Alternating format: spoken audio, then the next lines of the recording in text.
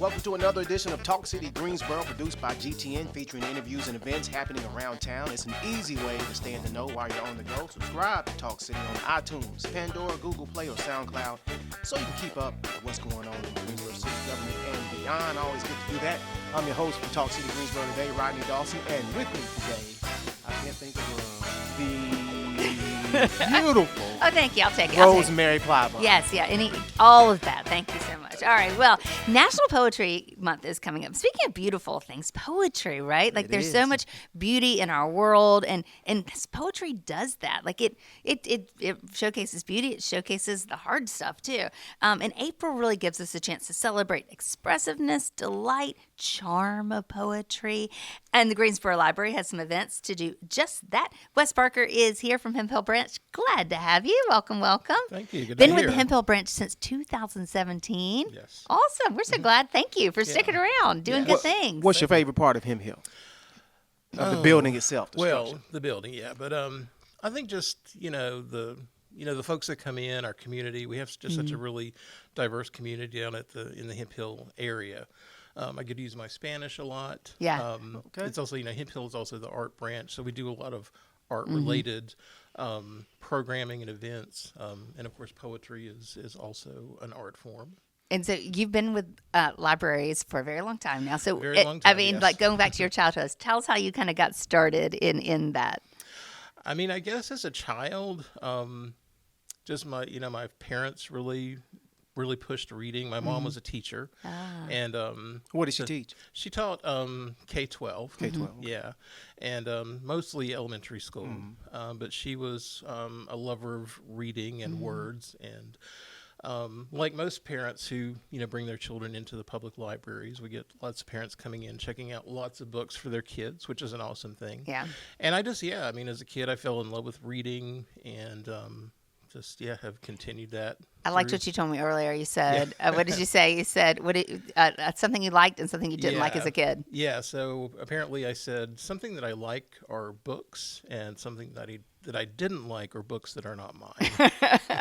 And that's the beauty of the library Yeah. is that they're everybody's books. They Yeah. are your books. They really yes, are, they yeah. really are. So go use the library. All right, let's talk about National Poetry Month and some fun events coming up. And the first one that's kind of pressing right now is going out to teens, right? We want teens to get to writing. Yes, definitely. So we are planning a very special event for National Poetry Month, which includes the North Carolina Poet Laureate from 2012 to 2014, Professor Joseph Bathanti, who teaches at Appalachian. Okay. And as part of the program, we are asking teens to submit poems for the event. And so of the poems and we're asking any student in Guilford County, doesn't matter if they're public schools, private schools, homeschooled, we are asking them to submit poems. And we will go through the poems and submit our favorites to Professor Bathanti. And from those, he will choose three that he feels best represent the art of poetry. And each of those three students will win a $25 gift card. Nice. All the poems that are submitted will be displayed at the Hemphill Library in our gallery for about a month or so. We just invite all teens, middle school and high school students in Guilford County to submit those. They can drop them off directly at the library, the Hemphill Library, which is 2301 West Vandalia Road. They can also email them to me, Wes, W-E-S Parker, P-A-R-K-E-R, at greensboro-nc.gov. Cool. You're going to get some good stuff, I Yes. bet. It's going to be very interesting. My wife Yes. went to a poetry night 2 nights ago. But poetry kind of took off, open mic nights, I should say. Yeah. If you remember the movie Love Jones that came out in the 90s, it kind of popularized it. Yeah. And so a lot of establishments started having these open mic nights. Yeah. And so it's been going on for a while, but Hemphill's getting into the open mic as well. You got something Yes. going on in April? We do. Poetry Groove open mic with two poets, Caroline Cotton and Dr. Tanya Reeves. That's going to be April 6th at the Hemphill Library from 1 to 3 p.m. And it's adults are invited to come and share their poetry and celebrate National Poetry Month. And for those folks who are interested in that, you can contact Ronald Hedden, either at the Hemphill Library. He's in charge of that event. Ron is our sort of programmer extraordinaire for the library. He does a great deal of programming, and he's been with the library forever. And Ron is the library. Oh, so yeah. I was gonna say he does all things. Like Ron does everything. So he can be reached at his office at the main library at 336-412-6199. That's probably the best way to get a hold of him. But he's also at the Hemphill Branch as well. Okay. So people can contact him if they're interested in that event, and that's going to be an awesome event. And really a great way to kind of, if you haven't been to an open mic night and maybe you're a little intimidated, like you can go, you can watch, you can then maybe feel compelled to be a part of it if you want to. I mean, and it's not too hard to get in. You dip your toe in, and it's an afternoon, so again, so maybe. What do? You show up and sign up? You can make the decision when you show up that night. I think folks can just show up. I don't think you have to register anything. If you're interested in performing, definitely give Ron a call and let him know. But folks are just welcome to show up and share their poetry. They love it. Really quick, what are you hoping to come of it? Will it continue, or is it just a one-off? Well, I know we used to do more poetry events. I know we're hoping to get that going again, as the poetry, especially open mic and slam poetry, has gotten really popular. And I think just to open more people up to the experience. It's just a great way for folks to express themselves, just get their ideas and their thoughts and feelings out, and inspire others. Absolutely. So, All right, let's fast forward to later in the month when Joseph Bathanti, excuse me, is going to be with us. Easy for me to say. You brought some of his books with you today. I did. Tell us a little bit about him. Well, he is amazing.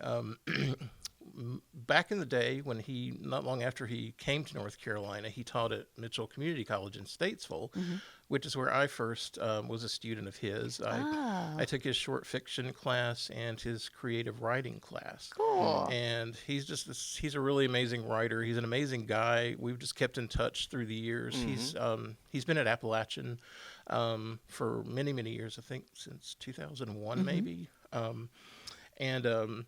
He's poet laureate for North Carolina, and the governor's office gives a poet the title of poet laureate for usually a couple of years, encourages them to promote poetry and the arts in North Carolina. He was poet laureate from 2012 to 2014, so we're very excited that he's going to present for us April 20th.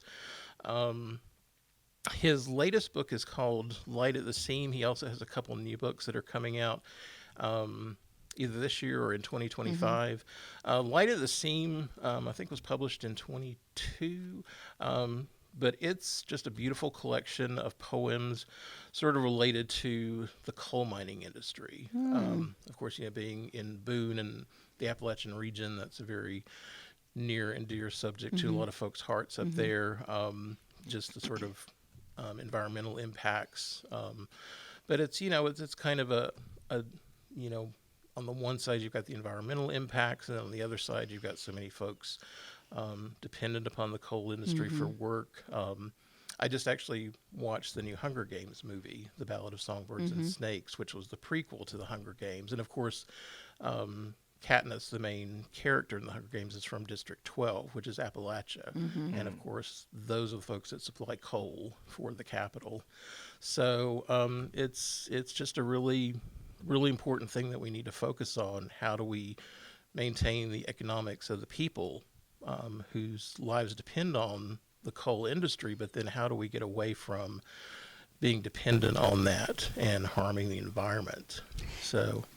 Which is to say, is that poetry can do so much, right? Yes. It can be a platform, it can be expression, it can be activism in this case. It can just be appreciation. Yeah. And if I could, I would actually like to read sure, the we'd title love to. poem for this book called Light at the Seam.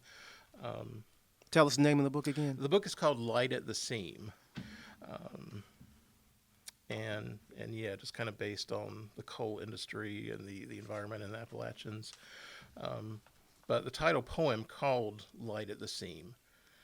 This is the afterlife, threshold of oblivion, a blacktop crest on Pine Mountain, Bell County, Kentucky, U.S. Route 119, burning north through the heart of coal until it plays out, frozen in Dubois, Pennsylvania.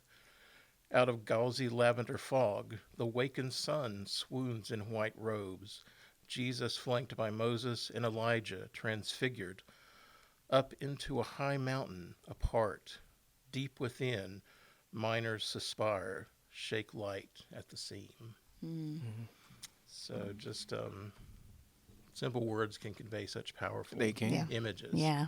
Oh, yeah, for sure. Especially when you can conjure those words up as a teen. I used to teach. I had a student that I worked with who was struggling, but found out he could write, and ended up becoming a prolific poet.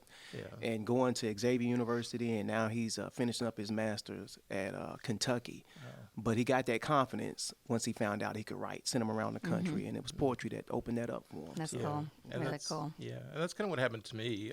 I was really inspired by my high school English teacher to write poetry. And then, of course, when I took the class, the creative writing class with Joseph Bethanti, that just kind of, just his teaching, his knowledge, his gift just kind of opened that up. And I mean, poets can just make you see the world in a totally different way. Yeah. Well, you're not done. You know, you got a lot going on in April, and you're closing out the month with a huge celebration, Day of the Book. Talk to us about Day of the Book and Day of the Child. Yeah, Dia del Libro y de los Niños. See, we're giving you a chance to use your Spanish. Yeah, I knew you wanted to. That is a really huge celebration. And, it's, I think Dia de los Libros is April 30th. And that celebration is always put on by our Latino outreach librarian, Beth Bowles. And Beth is amazing. She's been a really great resource for me and helps me with my programming in my Spanish. Right. She's been championing this program in Spanish for a long time. Yeah, she really has. And it's just a huge celebration, celebrating children and reading. I will be there. All of our Spanish speakers in the library system are hoping to be there that day to help out. It's a huge celebration that we're very proud of, very proud of Beth for always making it such un gran evento especial. Yes. Yeah, and they close the street in front of Central Library downtown, and there's music, there's performances, there's food, tons of fun, tons of reading and opportunities just to be with community, which is what it's all about. It really is, and that's kind of what the library is. The library is for the community. I mean, we're open to everybody. Anybody can come into the library and use our resources. And so, we just want to make sure everyone knows that, no matter what your background or, what language you speak, it's, the library is for everyone, para todos. I like that. Let me ask you a quick question. Are there any books in the library in Hemphill that are only in Spanish? There are. Okay. Yes, we have a collection of non-English language materials, the majority of which are Spanish. We have some in French, some in Vietnamese. But we do have a collection of non-English materials in the library. Of course, our Glenwood Library is sort of the multicultural library. They have the ESOL classes, the English classes there, and they have a larger collection of non-English materials. But we do have some at the Hemphill Branch. Okay. Just ask your friendly librarian. Yes. Yeah. Thank you so much. We really appreciate being with us. Hey, do keep up with everything happening at the library. Remember, these are your books. They are you. They belong to you. Go to GreensboroLibrary.com and start your journey. Yeah, I forgot to mention the Bethanti event is actually going to be at the History Museum, not at the Hemphill Library. Oh, nice. Okay. So, probably a good thing to mention. So, my old spot. Yes, Rodney's old stomping grounds. That's right. But that'll be April 20th at the History Museum from 5 to 8. Okay. We'll stay tuned. We will definitely check that out for sure. Wes, thanks again for being with us today. Appreciate it. You're going to take some time off in May. with a busy month in Yeah. April. Yeah, take a little time off between all the April events, and then of course Summer reading. Yeah. Yes. We'll have you back to talk about Yeah, that. definitely. Thank you, Wes. Thank you. All right, stay tuned in weekly by subscribing to Talk City Greensboro on iTunes, Pandora, and Google Play. And don't forget, you can download Talk City from SoundCloud. That's it for this week. Thank you for tuning in to Talk City. Hey, if you like what you hear, please share it with a friend. And don't forget to watch GTN. It's your official source for news and information about the city of Greensboro. GTN is available on Spectrum Channel 13.